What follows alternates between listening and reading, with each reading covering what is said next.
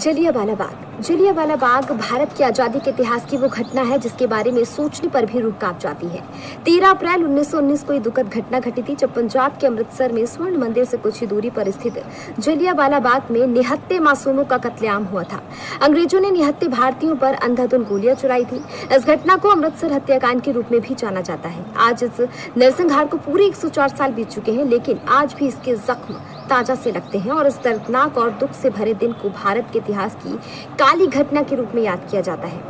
दरअसल इस नरसंहार की शुरुआत रोलेट एक्ट के साथ शुरू हुई थी, जो 1919 में ब्रिटिश सरकार द्वारा भारत में उभर रहे राष्ट्रीय आंदोलन को कुचलने के उद्देश्य से तैयार किया गया था। इस एक्ट को जलियांवाला बाग की घटना से करीब 1 माह पूर्व 8 मार्च को ब्रिटिश हुकूमत ने पारित किया था। इस अधिनियम को लेकर पंजाब सहित पूरे भारत में विरोध शुरू हुआ। विरोध प्रदर्शन के लिए अमृतसर में जलियांवाला बाग में प्रदर्शनकारियों का एक समूह इकट्ठा हुआ।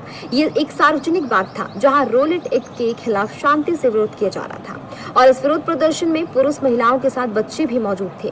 तभी जनरल रेजिनाल्ड डायर के नेतृत्व में सैनिकों ने जलियांवाला बाग में प्रवेश किया और एकमात्र निकासी द्वार को बंद कर दिया। इसके बाद डायर ने सैनिकों को वहां मौजूद निहत्थे लोगों पर अंधाधुंध गोलियां चलाने का आदेश दे दिया। कहा जाता है कि गोलीबारी तब तक जारी रही जब तक सैनिकों के गोला बारूद खत्म नहीं हो गए। इस घटना में कितने लोग शहीद हुए इसका आज तक पता नहीं है, लेकिन माना जाता है करीब 400 से 1000 लोग मारे गए और 1200 से लोग घायल हो गए।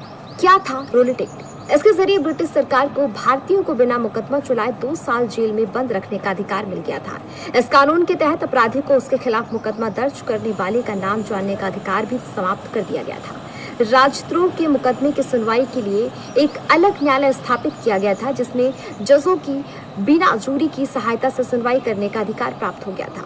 मुकदमे के फैसले के बाद किसी उच्च न्यायालय में अपील करने का अधिकार नहीं था। इसके तहत ब्रिटिश सरकार को यह अधिकार मिल गया था कि वो बलपूर्वक प्रेस के स्वतंत्रता का अधिकार छीनकर किसी भी व्यक्ति को जेल की सजा दे दे या उस देश से निष्कासित कर सकती थी। रोलेट एक्ट को काला कानून भी कहा जाता है।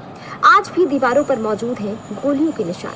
बता दें कि आज इस घटना को पूरे 104 साल बीत चुके हैं, लेकिन इसके जख्म आज भी भरे नहीं हैं। ब्रिटिश सरकार के इस भयानक कारनामे का सबूत आज भी दीवारों पर मौजूद है। ब्रिटिश सैनिकों ने जब गोलीबारी की थी तो तमाम गोलियां दीवारों में जा घुसी थी। उन गोलियों के निशान आज भी मौजूद हैं। इस हत्याकांड को लेकर आज तक ब्रिटेन की ओर से कोई माफी या दुख नहीं जताया गया। हालांकि 1997 में भारत दौरे पर आई महारानी एलिजाबेथ द्वितीय जलियांवाला बाग स्मारक पहुंची थी और उन्होंने पीड़ितों को श्रद्धांजलि दी थी। साथ ही इस घटना को विचलित करने वाला बताते हुए दुख जाहिर किया था।